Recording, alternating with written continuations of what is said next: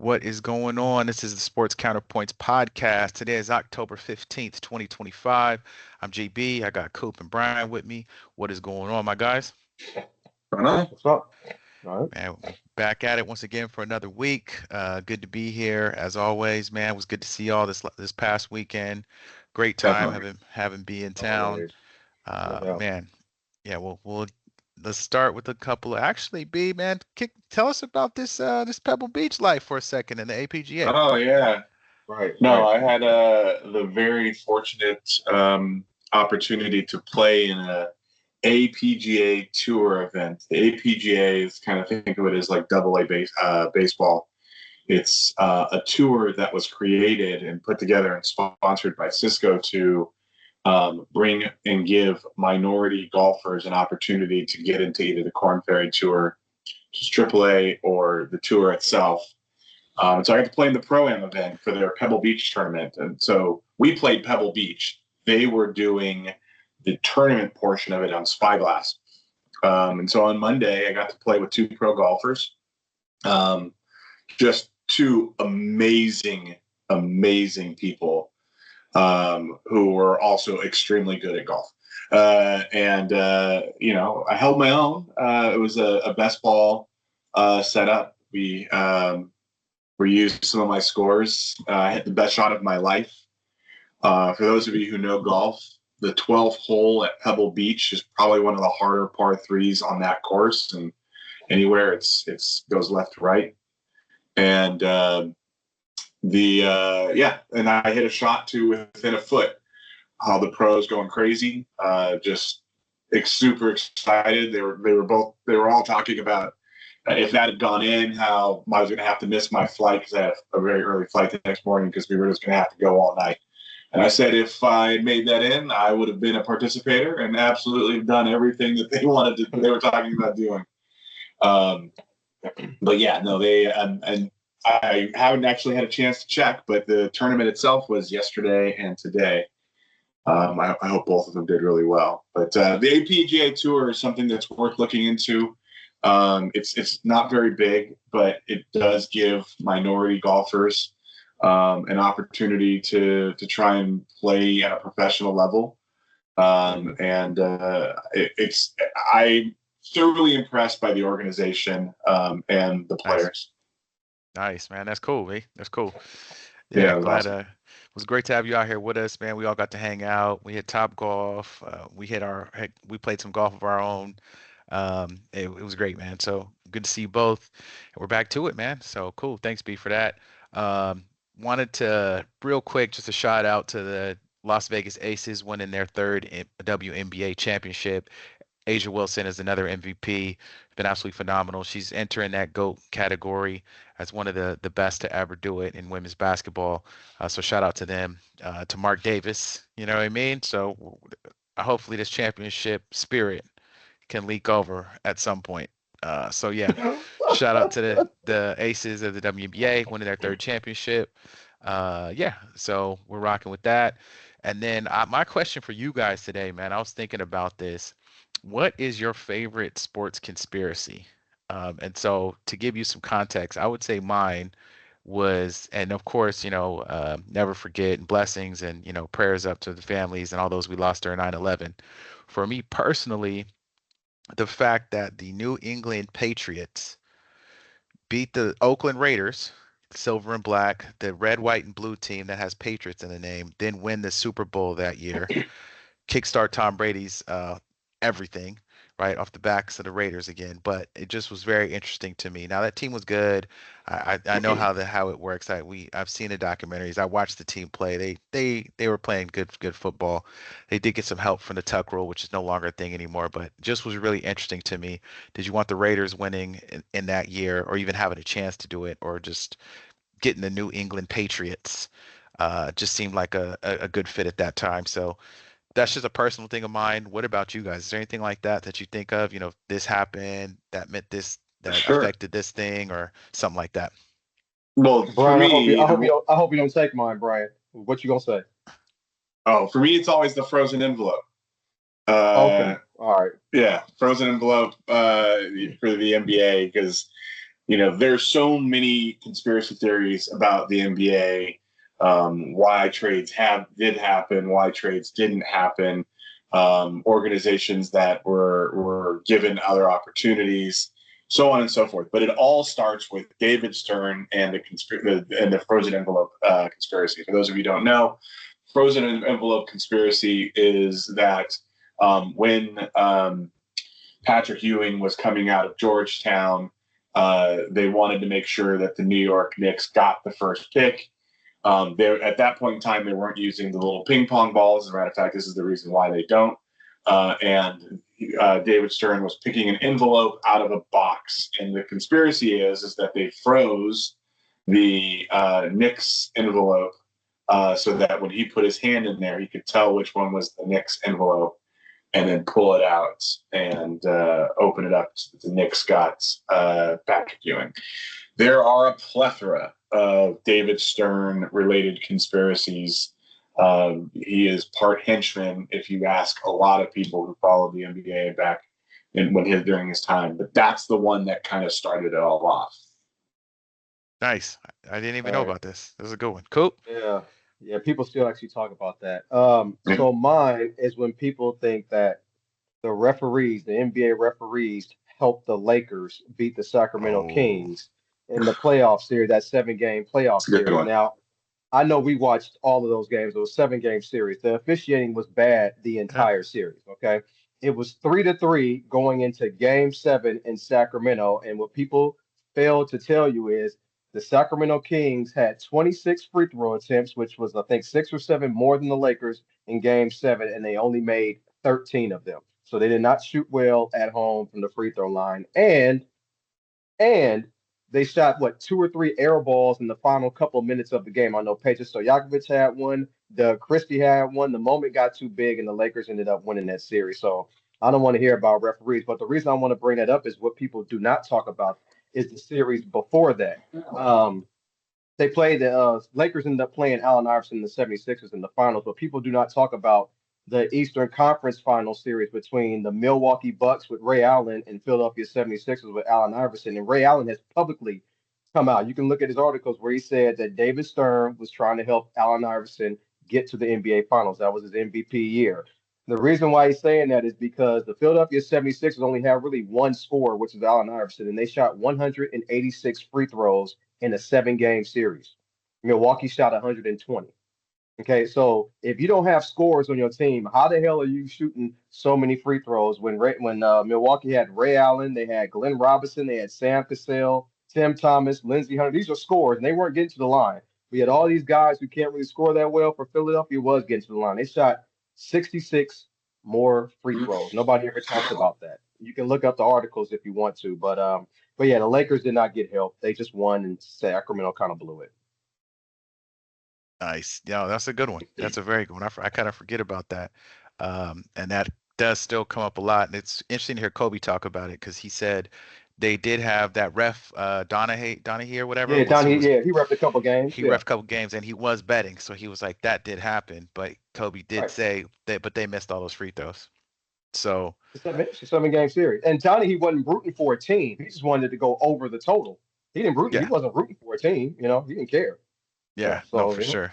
Good one. All right, cool. So yeah, so shout out to everybody who listens, and if you repost us or something or share it, leave your comments too on your favorite conspiracy, and we'll try and get to you for sure. So appreciate it. So yeah, man, let's talk about what it is, man. What we be here for, football time, man. Let's start out with last Thursday. So that was October 9th. Eagles and Giants. Giants beat the Eagles 34-17. Jackson Dart, his legend grows early on in his career. What y'all think about that game? I guess I'll start. Look, I said last week the problems with the Eagles is just their offense coordinator. Now I'm gonna add Jalen Hurts to that list. The offensive coordinator is making Jalen do things he really isn't good at. And I think the last offensive coordinator with Kellen Moore did a good job managing Jalen Hurts. They're trying to make him a pure pocket passer, and that's not really his game, which is why having the right coordinator is important. It actually takes advantage. They take advantage of your strengths. The Eagles are not a passing team. Last year, Hurts had 10 games throwing for under 200 yards.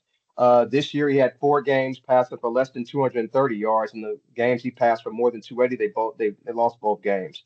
So they need to run the ball to be successful, and I don't think they're running the ball very well or giving the ball to Barkley enough because he needs a lot of runs.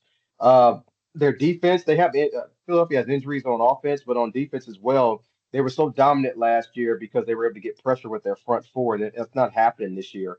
I don't know if it's because of the players they lost or whatever, but it's not the same offense. It's not the same defense. Philly's 25th in offense this year and 28th in yards per rush. Um, Jalen Hurts, when targeting wide receivers 10 yards down the field, it's a 35% completion percentage. So the offense isn't clicking. I know we'll talk about whether we're going to take them next week against Minnesota or not, but the offense isn't good, and I think it's a combination of the offensive coordinator and the quarterback, Jalen Hurts. And so the receivers are pretty much, just sitting there complaining all the time. For the Giants on that side, the Giants offense to me, I don't know what you guys see, but to me, it's just Jackson Dart running and Scatterboo. That's pretty much all. That's pretty much all I see. Brian, maybe you got a different take on it, but that's all I see from the Giants offense. I mean, do they need anything more? Cam Scatterboo is just an absolute beast. There's not a lot of linebackers who want to meet that guy at the line. But it's Sac State too. Shout out to the win. But yeah, no, Jackson Dart is becoming this year's version of Bo Nix, kind of, and he's playing well. He only threw for like 200 yards in this game, but him and Cam Scatterboo make for a very, very interesting duo. And at the very minimum, they show signs of life for that team. They make them interesting to watch. They make them something to keep an eye on. On the other side, they're simply not doing enough with Saquon Barkley. I mean, this is the MVP of the league last year. He is by far one of the best running backs still in this league. And him getting 12 carries in a game that you're losing is beyond ridiculous. I agree with you, Jason, that overall they need to focus more on the run. That's what got them there. And that they are trying to make Hurts a little bit more of a dual threat. But I think we've gotten to a point where we need to understand that the Philadelphia Eagles are either going to need to figure out the running game or just give up on the season from a Super Bowl perspective. Yeah, and they're a Super Bowl or bust type team. Yeah, nice. Yeah, they got to run. They're a running team. They have to run. Yeah, it's working well. All right, next game. Broncos beat the Jets 13-11. That's Brian's favorite quarterback, Justin Fields. What you think, Brian? Yeah, Justin Fields. I didn't watch this game. Obviously, it was at dark 30, and I darn sure wasn't going to wake up to watch the Broncos and the Jets. But the big thing when I woke up was he was a net negative 10 yards with between sacks and actual passing yardage. Yep. The one thing I will point out is that the coach immediately went to his defense, which I thought, if I was Justin Fields, was something that was probably unwarranted, but certainly appreciated. The Denver Broncos, from the stats, they didn't do anything great or wonderful or interesting. They just happened to be playing a really horrible team, playing horribly in a different place. That's all I'm going to say. Yeah. But Denver, I'm going to say, is Bo Nix threw 3 passes in the second half. So that tells you, let you know how that game was going. I'm going to talk more about the Jets. They came into this game. Someone paid for those tickets. A lot, probably. Right. The Jets came into that game 0-5 without a takeaway all season. That's never been done in NFL history. They got one off a fumble, but the negative 10 net yards passing for Justin Fields. The team is not well coached. I was looking at highlights of this game. They had 9 sacks, Justin Fields, and most of those sacks were pretty much his fault. But there was a play late in the first half where Aaron Glenn went for it on 4th down, got the first down, and then ran out the clock for the rest of the half. I don't get it. I don't think it's well coached or strategically coached correctly, but I just think it's a bad team all around, the Jets. I'm happy I didn't watch it. Definitely. Seahawks beat the Jaguars 20-12. Pretty good game. You watched that game? You watched the game, B? It was up. Yeah. We actually did watch that game. The only thing I'm going to say that this was more interesting than I thought it would be. Jacksonville Jaguars, despite scoring 12 points, had 2 touchdowns, which is not usually what you see when you have a 12-point score. Usually it's 4 field goals. He looked okay. This isn't a great team, but they're at least showing some signs of life. I mean, these two are now both 4-2 teams. I'll be watching the Jacksonville Jaguars in a couple weeks now at a random lot. But look, Sam Darnold and the Seattle Seahawks are probably going to have to be part of conversations about one of the better NFC teams. They have a very good defense. Sam Darnold is playing really well. JSN is playing out of his mind well at wide receiver. And they don't have much of a running game to speak of because the dual-headed monster, it's kind of if you only have one, if you have 2, you don't have one kind of philosophy, because you never know which week Kenneth Walker's going to do something, or Charbonnet or whatever. But Darnold's playing well. The defense is playing well. JSN is playing out of his mind. Yeah, Seattle has a really good defense. I wasn't trusting Trevor Lawrence in this game after beating Kansas City, which they shouldn't have beat. But my takeaway from this game, Brian, is that if Jacksonville had a smart quarterback, one that kind of reacts to what the defense is trying to do, understands the offense and processes a lot quicker, Jacksonville would be a really good team because they have a really good defense. Trevor Lawrence got sacked 7 times. He held the ball for over 3 seconds on average, which was the second highest of any quarterback in NFL last week. He's holding the ball too long. And I just think I just don't think Trevor Lawrence is just that good. I mean, I've talked about that many times. If they had a better quarterback, I think Jacksonville would be really, really good. But it's what it is. Good win for Seattle. Fair enough. Chargers beat the Dolphins 29-27. I wanted the Dolphins to win, Coop. And that boy Justin Herbert, man, I was ready to clown because the Dolphins was on their helmet for a lot of that game, and they was looking disheveled, but did what they had to do at the end. That last play of the game, Justin Herbert shucking people off, getting the ball out. Great play. McConkey made it all, Lad McConkey, right? He made it what it was supposed to be by shaking dude off and dipping for hella yards to get him in the field goal range. But Justin Herbert shaking that guy off and get the ball out to him was a big part of that. So, yeah, Chargers, Dolphins. Yeah, there's a lot of things that happened in this game that are really interesting to me. So first, Kamani Vidal, who was kind of a late addition to a lot of people's fantasy teams, went off for 124 yards, and he looked good doing it. So, I think they might have an able backup while Murray Hampton gets healthy. Justin Herbert played solidly, 29, 38, 260 yards, 2 touchdowns, no interceptions, only 1 sack for 1 yard. So not much there. And Ladd showed signs of life. I think I was saying last week that Ladd McConkey was looking like the 3rd best wide receiver when he's really the best wide receiver.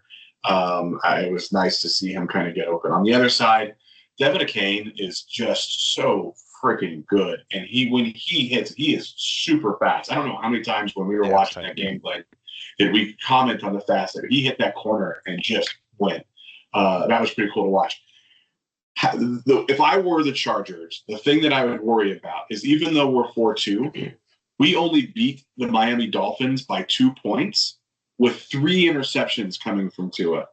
Like, if you can't take advantage of 3 interceptions from a bad team and beat them convincingly, you have things to be concerned about, win or loss. Agreed. Cool.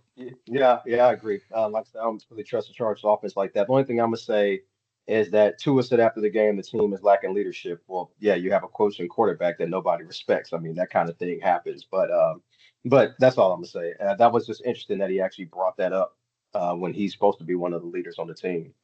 That's it. Rams beat the Ravens 17-3. I have nothing about that game. Without Lamar, then there's really, unless you got something. Well, yeah, I got a question for Brian.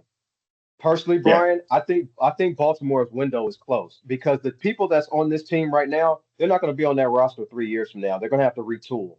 What do you think? You think their window is still open to try to get Lamar a Super Bowl, or do you think it's going to take more work? I should just trade him to the Raiders.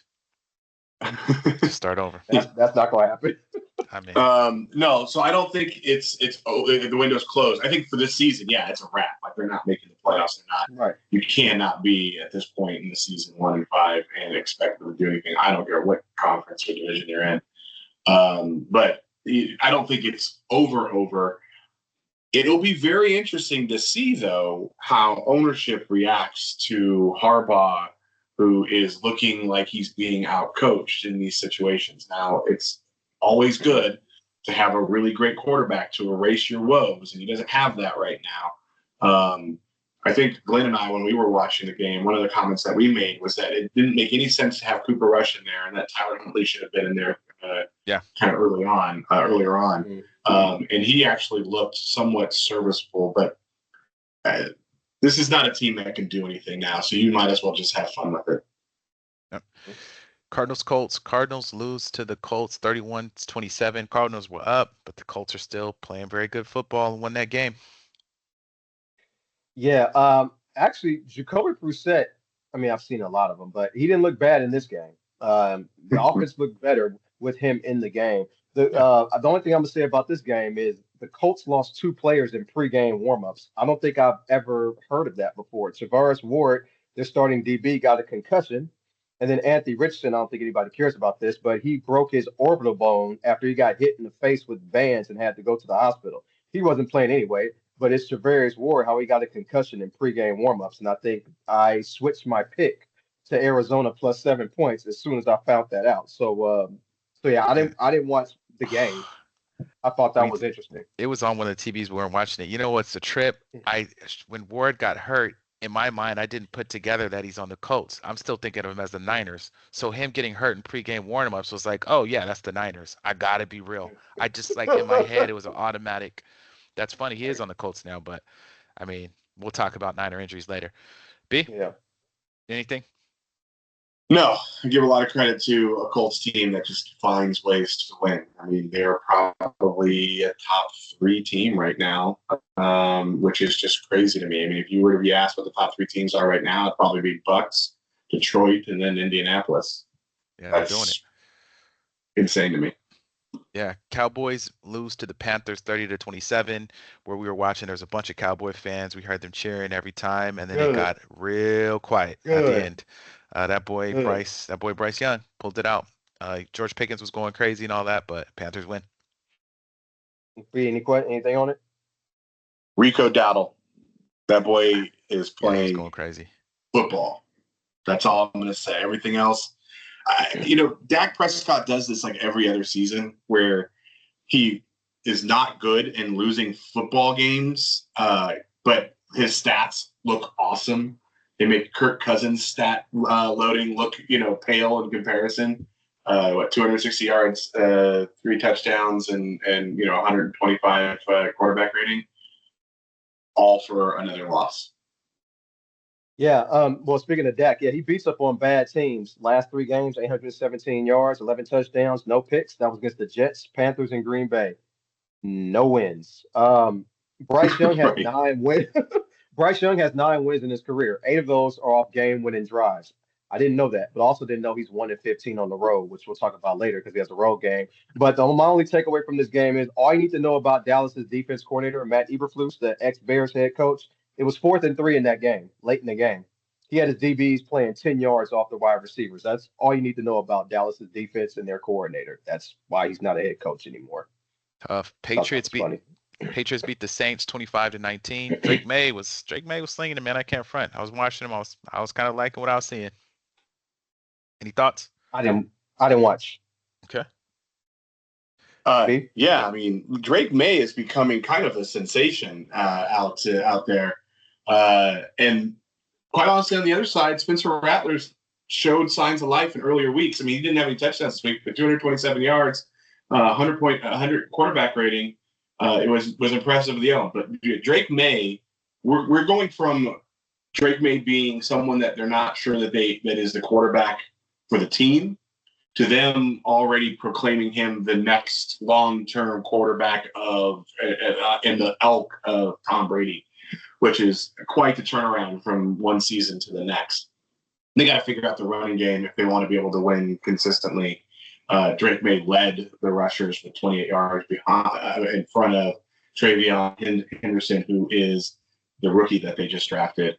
And then Keyshawn Boots, who was on my bench, despite a late scratch, looked really good with 2 touchdowns and 93 yards. Yep. Browns lose to the Steelers 23-9. Oh, I got something to say. I like Mike Tomlin. Mike Tomlin came out and pretty much says that was kind of stupid. Stupid trade. To trade. This guy was your week 1 starter, and then you trade him in division. But look, I think Cleveland gets a pass. I think their GM gets a pass. I think if he was in any other city, he would get eviscerated for it.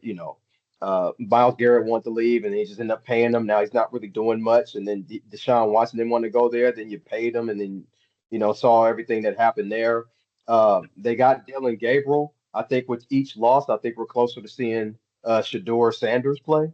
And I didn't know this, but it sounds true, Brian and Glenn, that this is 11 straight games that Cleveland has scored under 17 points. I didn't know that. Did I know Sounds that? about right. I know they're trying to get a new stadium. That's the only thing I'm going to next few say years. is about Shedeur Sanders, because I'm so tired of beating down the sycophants. But last week, when the coach was asked if Shedeur Sanders was the backup quarterback now that the trade had been happened, his response was, "I don't know yet. We have to see what else happens." He didn't have any other quarterbacks on the team. They could have to bring someone up from the practice squad or sign someone. There is no chance that guy looks good in practice and can't even cement the backup job when their starting quarterback is traded. So, yes, I agree that we probably will see Shedeur Sanders, but I almost believe that the reason we're going to see Shedeur Sanders is because the coach is going to try and prove a point. When all hope is lost and everything's done, they're going to throw that kid to the dogs and let him get beat up on, sacked a whole bunch of times, throw a whole bunch of picks, so that everyone will stop bugging him and saying Shedeur should get his shot for inexplicable reasons. So I almost feel bad for him. I'm not a fan. I do not think he's good, but I almost feel bad for him because I do think we're going to see him at some point, and I think it's only because he was going to be a sacrificial lamb because the coach is tired of getting the flack for not playing him. So I think that he's going to. I don't think the coach actually likes him because I don't think the coach even wanted him on his team. I don't think he even wanted him. So I think he's going to try to avoid playing him all costs. But I do agree he's going to play, but only because it's going to be pressure from the fans and ownership to play him. Because Dylan Gabriel's just not good. Yeah, no, I don't think he's going to. Like I said, I'm on the other side of that conspiracy. I think that he plays him because he has such confidence he's going to stink it up that he can prove the point. Hey, I was right about this guy. He's not a football player in this league. Yeah. Raiders get a win. We needed that 20-10. Thanks for talking the spread. Appreciate you. Go ahead. Hey man, they looked alive. Titans team is fired their coach. It's another coach that gets fired after playing the Raiders. They just didn't look. I mean, I hope they get it right because that's the only chance Cam Ward's gonna have with this team. We've seen recently that a lot of players have gone to other teams in better situations. With you get a good quarterback, good quarterback room, good quarterback coach, good offensive coordinator, you have a shot. You get the Sam Darnold, you get the Baker Mayfields, etc.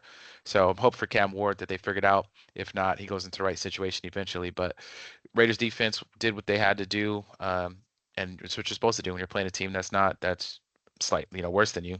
You got to beat up on them so they win the game. Yeah, the only thing I'll say is that Tennessee was doing Cam Ward no favors with their running game. Like if you have a rookie quarterback, you have to be able to establish a running game to take a little bit of pressure on him. But 15 rushes for 65 yards is just not all that much. And I also think that Tony Pollard's about to have his career come to a conclusion because he just isn't getting it done.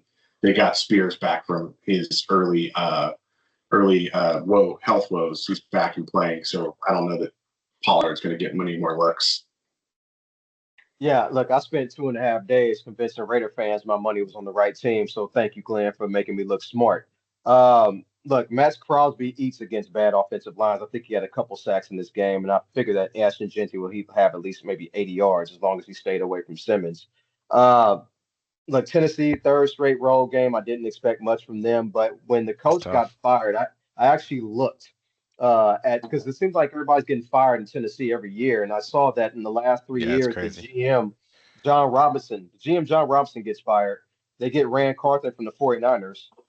Head coach Mike Vrabel's fired. They promote Chad Brinker from a scout to president, which is above Rand Carthon. He hires Brian Callahan, fires Rand Carthon, and now Brian Callahan just got fired. Too many coaches and GMs is getting fired all the time in Tennessee, so no wonder they're just Yeah, not it's good. tough. I'm sure you guys already saw that the last four number one picks were quarterbacks, and their coaches got fired their rookie year. So I'm sure you guys saw that the last four.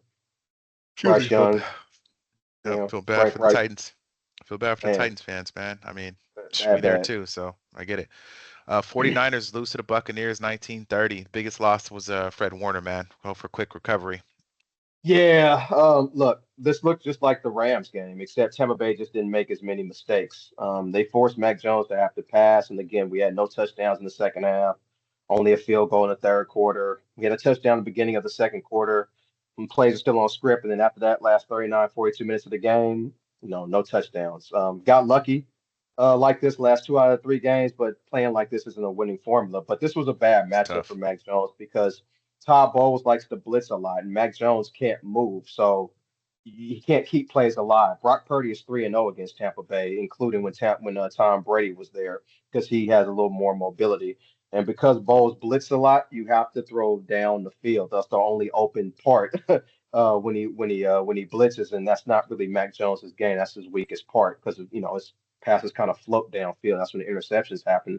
That happen a lot in New England. But with Tampa Bay, look, Baker's playing with a lot of confidence. I know they're talking about Baker, but I think Todd Bowles, as the head coach, is not getting enough credit for how the team and how Baker is playing as well because he has something to do with that.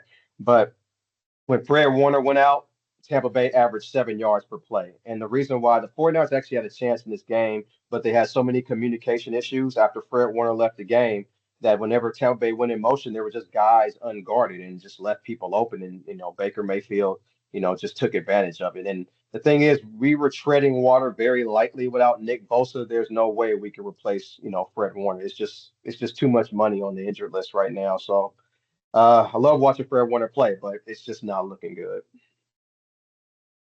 Yeah, he got a pretty serious injury. He's we'll see him Yeah, next season, hopefully yeah, healthy. Yep. But I honestly I don't think it would have mattered if San Francisco was healthy or not. I think Tampa Bay is one of the better teams in the league right now because of Baker Mayfield's play. Yes, has a lot to do with the coaching, I think that they're tough enough that in the games that they're supposed to win, they will win, and in the games that they can win, they will most definitely be right there at the very end, and then it's just a matter of whether or not it goes their way or not, which seeing teams tends to happen when you have a guy like Baker Mayfield playing some really gritty football right now. yeah. That run he had was crazy, like third and 15 or something. Yeah, Yeah, yeah, Tecmo it Bowl just type. basically just said, yeah, just exactly. It was Bo Jackson on Tecmo Bowl. Get off me. Yeah, that was crazy. Bengals lose to the Packers 27-18. I have absolutely nothing to say about that game. Yeah, me either. The better team won. yeah. I'm good. Chiefs By destroy the the way, well, Lions. I guess I will say this: Joe Flacco wasn't horrible for only being there 3 days. Yeah, he's all right. Chiefs beat the Lions 30-17. Get back on a B, roll. B, what's up? Detroit, Kansas Thank City, how you you, feel? Chiefs. I'm not a Chiefs fan, not even by a little bit. But thank you for giving the Lions a loss and helping out the Vikings. Look, Mahomes seems to be rounding into form a little bit. 3 touchdowns, 257 yards. They still have a running back by committee kind of mess in the backfield, but Mahomes is kind of working his magic. If we played this game again tomorrow in Detroit, I would take Detroit. Oh man, I yeah, still think they're the better, more talented team that can win more ways than the Chiefs can. But the Chiefs at home have always been, will continue to be a tough out, especially when they don't get any darn penalties. I mean, it is, if we so wanted to talk about a conspiracy earlier, It is certainly that the Chiefs are, seem to be the cleanest team in all the league when it comes to penalties. I mean, it is a stark difference. I believe there were no other teams that played on Sunday with no penalties at all and no yards no penalty yards on their team. There was nobody else, and it happened to be the Chiefs. Chiefs play Super Bowls and don't get penalized. But I know when all of us went out, I told you guys I had to change my pick on this game. Because I remember 3 out of 4 starters in Detroit's secondary were out, and I think going against Worthy and the Chiefs is not a good thing. And plus, the Chiefs offensively, they get up for these type of games, these prime time games against good teams like Baltimore, like Jacksonville, and now in Detroit. Kelsey, when he's playing like this, like he did on Sunday night, the Chiefs are just very hard to beat, though he won't do it every week. So it was a good win for the Chiefs, but I don't feel any less for Detroit than I felt, the previous week. Yeah, all thing I'll say is it feels like the Chiefs are like one of those teams that gets up for big games and kind of goes through the motions throughout the season to some degree. Yes. So Yep. this was a big game. Ravens was a big game. They show up and show out for their other games. They kind of play down to their competition. So we'll see what that does. Yeah. Bills lose to the Falcons 14-24. Falcons jumped out on them fools quick, stayed out was on the helmet the whole game. Dang, there should have been one more touchdown on there if Drake London's foot doesn't drift out of bounds right at the end of the half. They looked dang good. I don't know what happened to the Bills, but it's been a rough couple of weeks for them. Did y'all watch that game? Yeah, so I had Atlanta plus 4.5. I didn't think they were going to actually win, but I had questions last week about the Bills, and this week just confirms everything. Penix has not played well this season. I mean, this game, he looked like he was at Washington playing against Texas in the college football playoff. I mean, he looked pretty good, but I think this game is more about how the Bills secondary is not good rather than Penix being good. But also, what I do know is Bijan Robinson was clearly the best What? player on the field in The this best player in game. the league But right now. man, he's killing it. But with Penix, man, if when his first read is not open, this dude gets caught up, man. But he didn't need it when he had Bijan Robinson doing his thing in this game. So it was a Man, good win for Atlanta. that fool's running all over everything. Yeah, he's Running good. over everybody, catching it, or going around everybody. I mean, he got Yeah, another 63 yards. That's 233 yards total yards. He is the best player playing in the game right now. Now, that's not to say he's the most talented player. It's not. I still think Justin Jefferson's in that conversation. I think Saquon. I think there's plenty of other players who are in that conversation. But right now, the player playing the best football is Bijan Robinson, and it's a big gap to the next. That it's really, really impressive to watch. His coach actually came out and said that after the game when asked about Bijan Robinson. He said, I think he's the best player of football right now. And all Penix has to do is get out of the way and feed him the ball. It's not that difficult. Yeah, last game of the week, Bears versus Commanders. Bears win 25-24. Jake Moody wins the game with the man, field goal, hits most field goals for a Bears debut as a kicker. It man. was cool to see. Biggest play of the game, I think, was that fumble. Ball was wet. It was Oh yeah. raining. They never, it slips out of Jaden's hand, hits his receiver in the chest, bounces out, fumble. That changes the game. But exciting game to watch. What y'all think? See? It was actually a very exciting game, and I thought both those teams played their hearts out. And this is the second season in a row where you almost feel like, okay, if you want to see ties, I don't want to see it between Dallas and Green Bay. I want to see it between the Bears and Commanders in a game like this. Instant classics so far. Yeah, both right. It's becoming a great rivalry. I guarantee you they're going to find a way to make sure that these are on the schedule for years to come. Sure.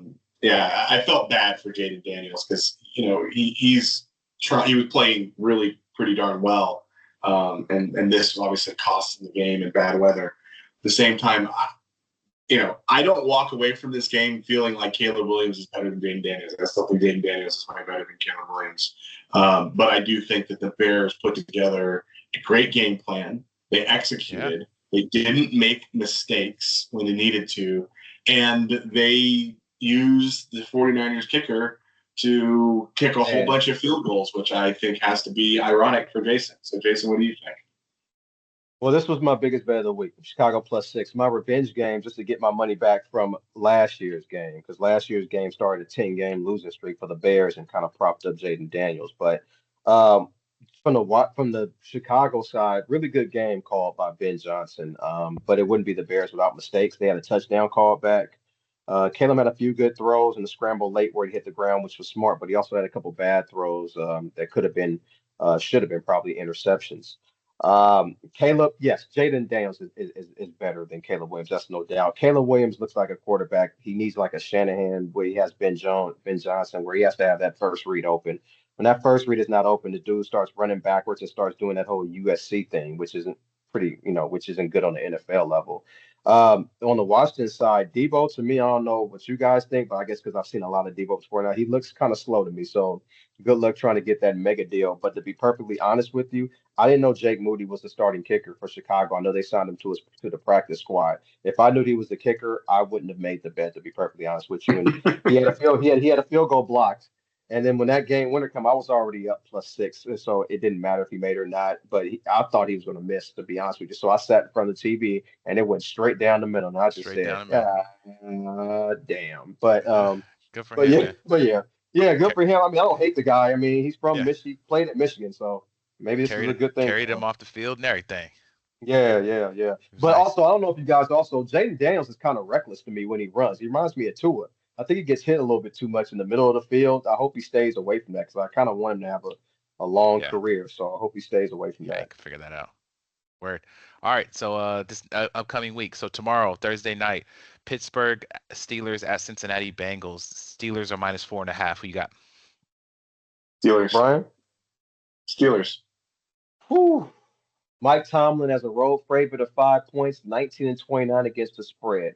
I'm going to take Cincinnati. To beat the spread. Okay. Los Angeles Rams at Jacksonville Jaguars. The Rams are -3.5.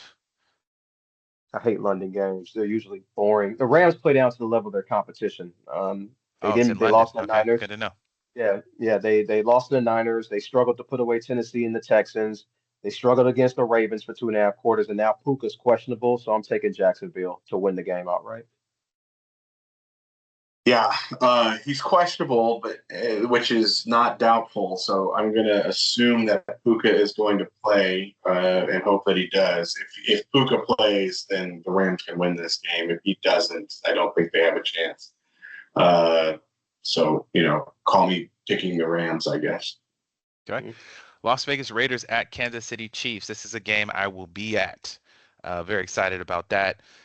It is Chiefs -12.5. I think the Raiders can beat the spread and lose by 10. I'm just going to be enjoying myself, man. I'm excited to be out there. It's an iconic stadium. I'll be super complimentary of the franchise and what they've done in hopes of getting some of that barbecue at the tailgate. Who y'all got? Brian, who you got on the spread in the game? Who you got? So, I think we all know the Chiefs are going to win this game, but I would take the Raiders against the spread as well. Yeah, the Chiefs are favored by 10 points or more in division. They are 5-5 against the spread. The Chiefs' run defense is not good. I think Gentry's going to have a little bit of a game, and Max Crosby can take advantage of the offensive line. So I got the Chiefs to win, the Raiders to cover the spread. Fair enough. Miami Dolphins at Cleveland Browns. Ooh, barn burner. Cleveland Browns are -2.5. So, look, Cleveland plays a lot better at home than on the road, especially their defense. If Cleveland loses this game, Shedeur is going to start, I think. I'm going to take Cleveland, though. I think they're going to beat Miami. I think the Browns are going to lose. I think the Dolphins are going to win, and I still don't think you're going to see Shedeur yet.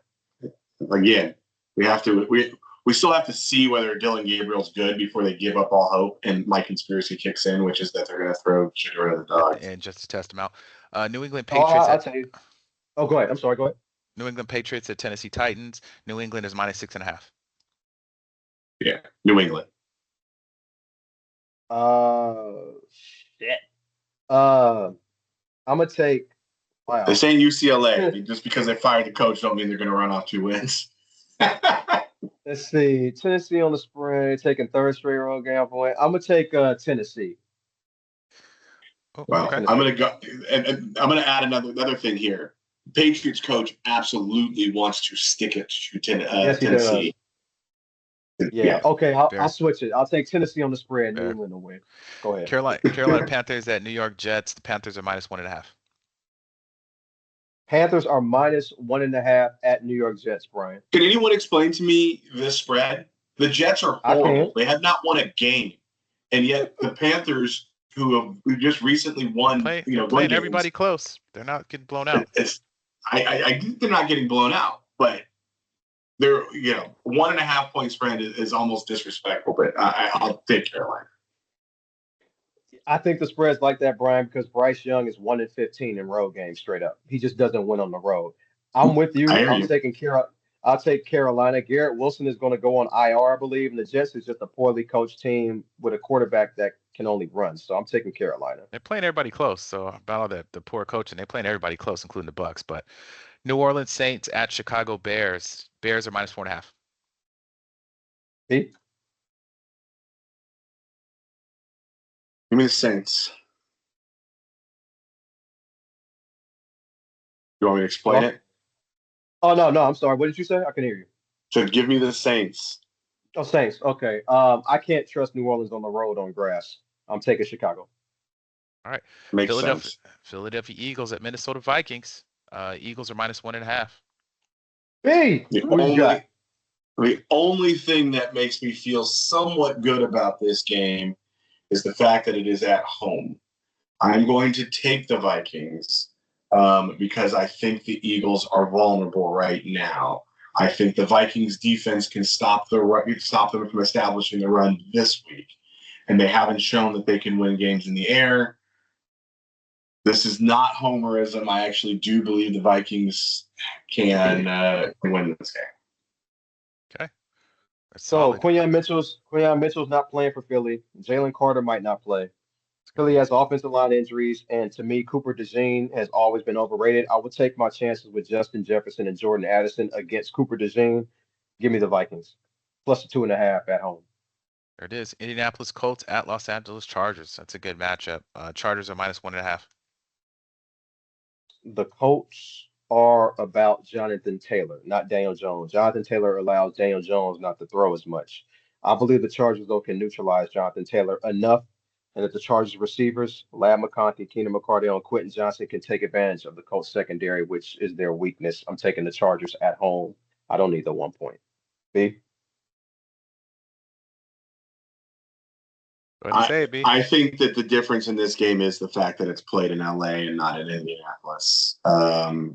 And so I will go with the Chargers, but I will not be surprised if Daniel Jones and the Colts show Hey, that they are the better team because I think they are on neutral ground. come on.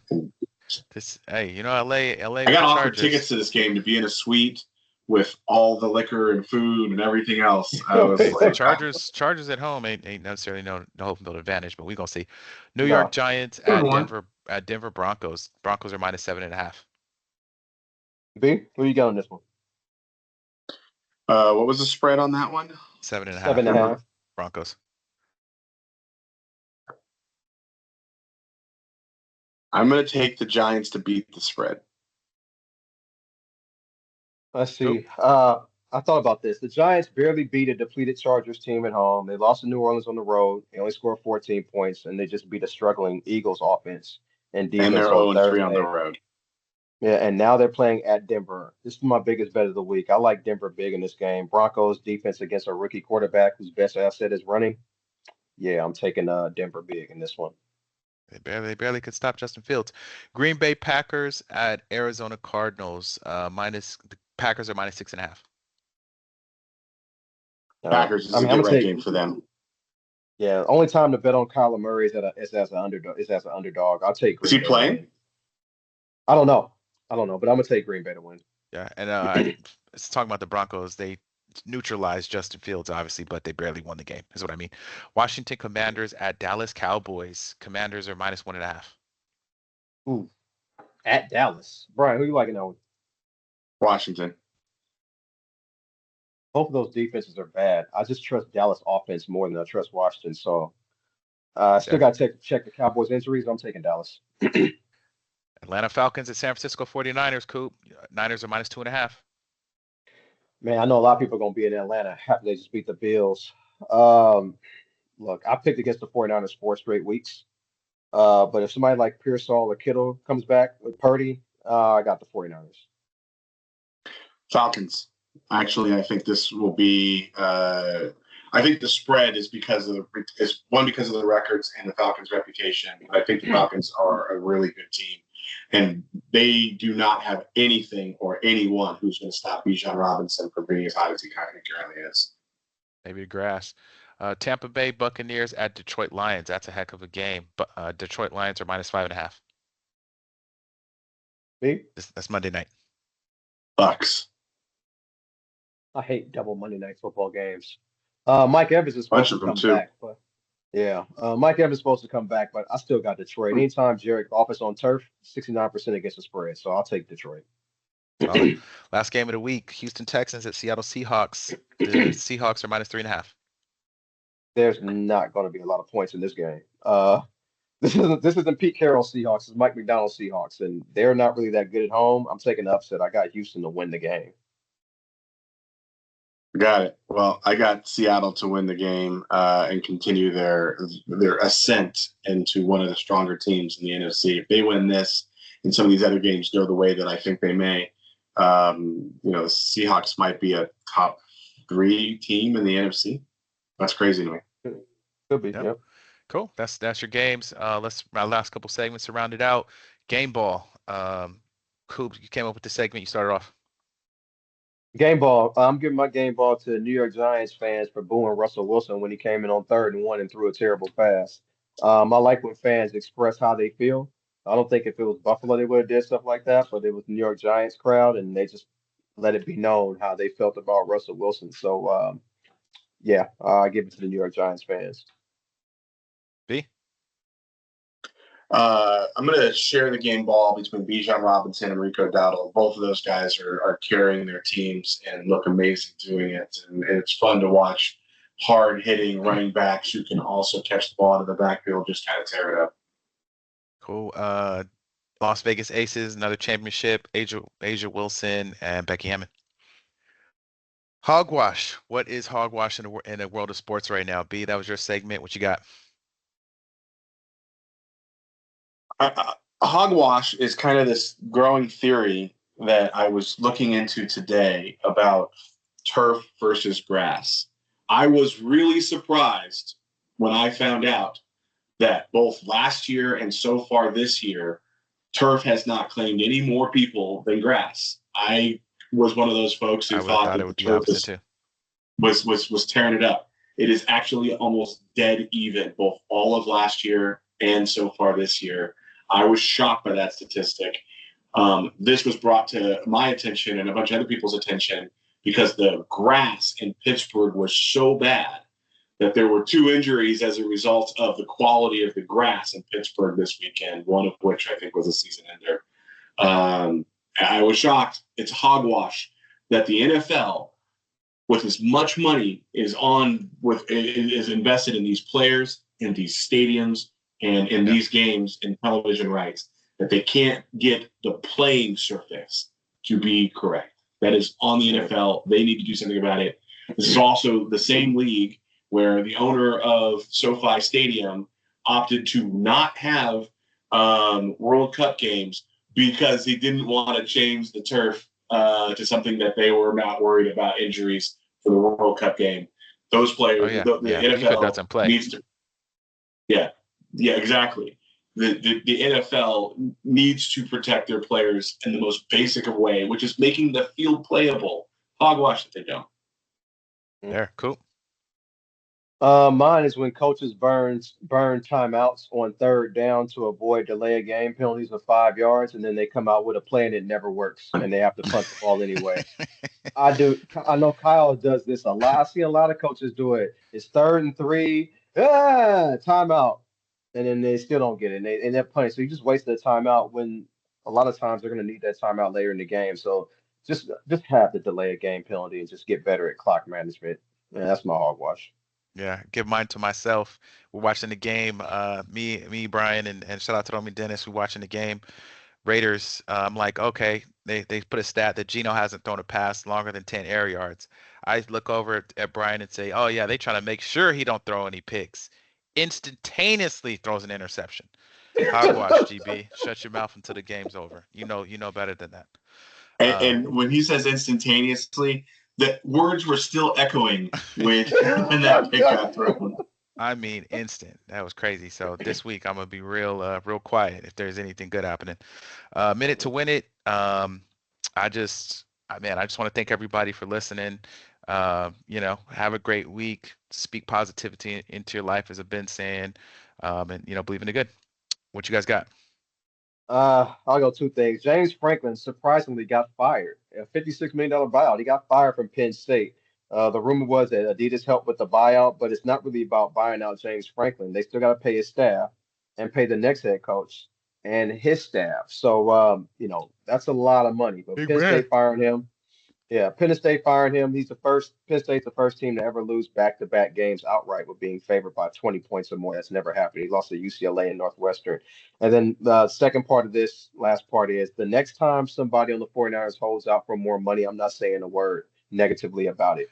I don't know if it's the trainer, Man. doctor, strength and training coach, whoever. I just know your likelihood of getting hurt playing for the 49ers is way higher than any other team. It seems like you play for Kyle Shanahan, you're going to get hurt. So next time somebody holds out this offseason, I heard I'm that. not going to say nothing. I'm going to be like, yo, get your money. Get your The bread injuries is straight up. coming. Yeah, real Yep. talk. B. The only thing I would say is my heart goes out to the people in Chicago. It wasn't a good situation out there, and there was a lot of things going on, but it is so much worse. And the footage that is being shown by people on Instagram or in other social media or in the news of these terrorists with ice badges going over there with machine guns and threatening to shoot civilians as they do simple things like film them kidnap citizens. It is just freaking heartbreaking. And my thoughts go out to them, and I just hope that they can muscle through and survive it. By the way, for all those who would dare support this regime that's going on right now, we often talk about the military as some of the most important people in protecting the United States. ICE agents make significantly more than our military. So just remember that they care more about getting rid of brown people than protecting all the rest of you. Oh, that's gonna mean they definitely getting paid more than veterans. This is Sports Counterpoints Podcast, October the 15th, 2025. We will catch y'all next time.